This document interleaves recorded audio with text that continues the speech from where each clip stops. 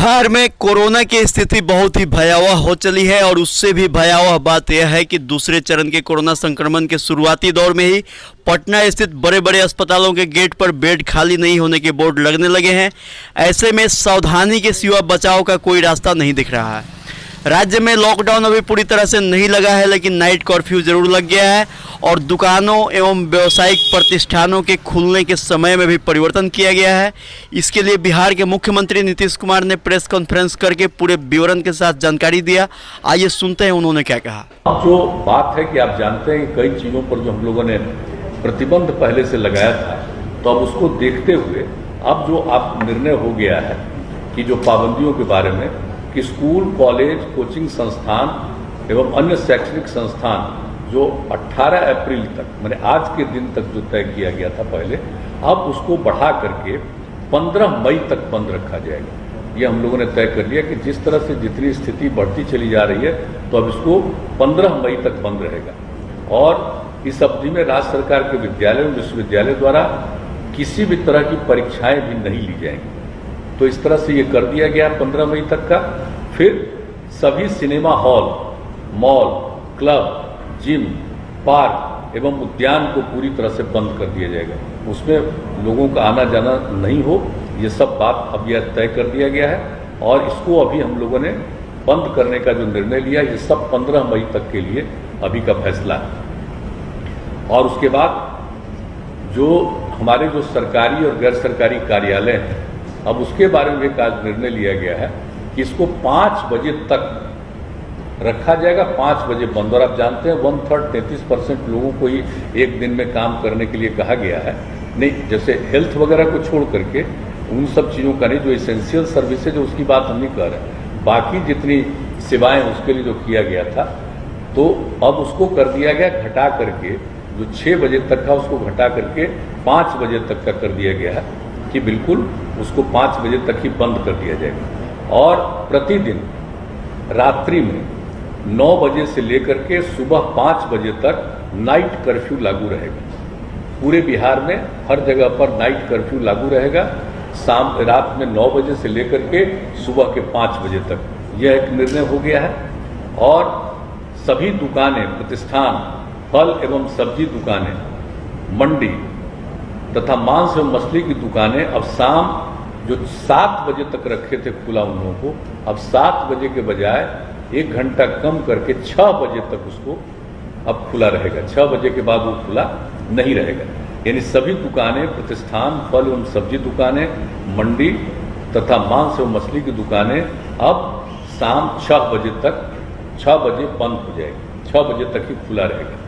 और सवेरे से जब से खोलना है खोलें, यह नहीं है कि सुबह कब से खोलना है, जब से भी खोलना हो, लेकिन उनको 6 बजे तक ही रखना है। 6 बजे वो बंद हो जाएगा। और इसके बाद जो रेस्टोरेंट है, ढाबा है, भोजनालय में बैठकर खाना प्रतिबंधित रहेगा इन सब जगहों पर। लेकिन होम डिलीवरी एवं टेक अवे सर्विस का संचालन 9 बजे रात्रि तक होगा। 9 बजे रात तक वो सब लोगों के यहाँ पहुँचाना हो, कोई वहाँ से ले जाना हो, लेकिन वहाँ बैठ करके खाना नहीं। ये एक बात हो गई है साफ साफ कि उनको घर तक पहुँचाना हो पहुँचाएं, ले जाना हो ले जाएं 9 बजे रात तक। अब जो जितने भी सभी धार्मिक स्थान जो थे, वो जो 30 अप्रैल तक बंद थे, जो हम लोगों ने पहले तय किया था इनके मामले में, सभी प्रकार के सब धर्मों के सब स्थलों को जो किया गया था 30 अप्रैल तक, उसको अब बढ़ा करके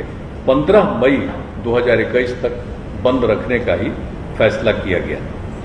सार्वजनिक स्थलों पर किसी भी प्रकार के आयोजन पर सरकारी एवं निजी पर रोक रहेगी, लेकिन जो दफन है या दाह संस्कार है या पूजा है, उस पर ये लागू नहीं है।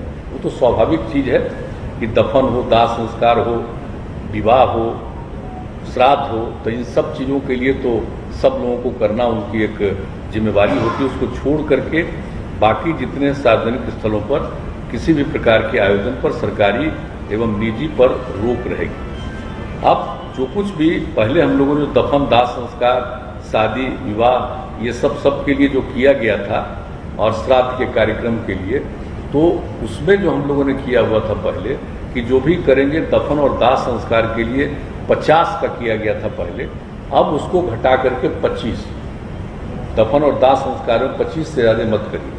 और फिर जो शादी और श्राद्ध का कार्यक्रम था उसके लिए 200 व्यक्तियों का किया गया था, अब उसको घटा करके आज निर्णय लिया गया कि 100 व्यक्ति से आगे मत बढ़ाइएगा। कि जितना तेजी से फैल रहा है और किन्हीं को कुछ मालूम नहीं है, इसका बहुत नुकसान होगा, इसलिए इन दोनों के बारे में यह भी निर्णय लिया गया है।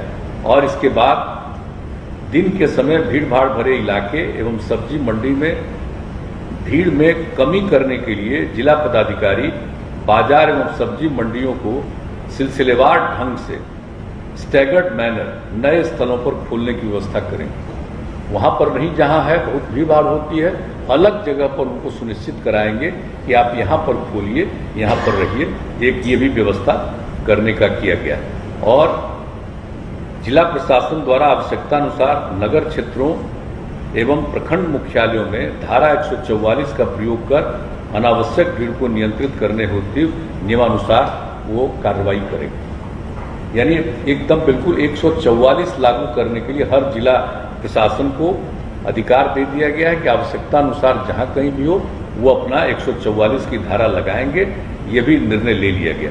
तो एक जो अभी के बारे में जो निर्णय हो गया है जिसकी जानकारी हम लोगों ने दे दी है, और ये सब जो है जितने प्रतिबंध लगाए गए हैं इसके अलावे जैसे आवश्यक सेवाओं पर किसी प्रकार का प्रतिबंध नहीं है, जैसे परिवहन, बैंकिंग, डाक, स्वास्थ्य एवं इससे संबंधित सेवाओं, फायर, पुलिस, एम्बुलेंस आदि पर किसी प्रकार का प्रतिबंध नहीं, छूट रहेगी। और ई कॉमर्स की गतिविधियां एवं उससे संबंधित प्रतिष्ठान भी इस प्रतिबंध से मुक्त रहेंगे। अंतर जिला एवं अंतर्राज्यीय सार्वजनिक परिवहनों पर कोई रोक नहीं होगा, यानी परिवहन के बारे में जो कहा, और निर्माण कार्यों एवं औद्योगिक प्रतिष्ठानों पर भी किसी भी प्रकार का प्रतिबंध नहीं रहेगा। तो इन सब चीज़ों पर प्रतिबंध नहीं रहेगा, लेकिन बाकी सब चीज़ों के बारे में बता दिया गया है। कार्यालय के बारे में, दुकान के बारे में, किन किन चीज़ों को प्रतिबंधित करना है, किस चीज़ों को खुला रखना है, कितने बजे तक चलेगा, कार्यालय कितने बजे तक चलेंगे, और रात में 9 बजे से लेकर के सुबह 5 बजे तक का जो ये इंतजाम कर दिया गया है कि नाइट कर्फ्यू के बारे में, तो वो भी पूरे तौर पर सब जगह के लिए लागू करने का निर्णय ले लिया गया है। तो हम लोगों ने अभी ये किया है। और जैसा कि मैंने शुरू में कहा कि हम लोगों ने इसके लिए इतनी विस्तृत रूप से आज चर्चा की है, और सब लोगों का जो सुझाव कल भी आया, सबको देखते हुए सब लोगों को ये सुझाव दिया है। प्रतिदिन एक एक चीज़ पर सक्रिय रहेंगे और उसको देखते हुए आगे भी इसके बारे में जो कुछ भी करना होगा फिर उसके बारे में करेंगे। आज जितनी बातें हुई हैं आज उसके बारे में यह सब निर्णय लिया गया है। लेकिन मैं पुनः दोहरा कर इस बात का कह देता हूं कि लोगों के जांच के लिए, जो वैक्सीनेशन के लिए, इलाज के लिए ये पूरे तौर पर अधिक से अधिक, और किसी भी प्रकार का दवा का या ऑक्सीजन का कोई दिक्कत नहीं आएगी। इसके लिए सब तरह के प्रबंध का, इसके लिए जो कुछ भी करना है किया जाएगा। बाहर से भी आएंगे, उनको काम देने के लिए भी जो करना पड़ेगा हम लोग उसमें मदद करेंगे हर तरह से।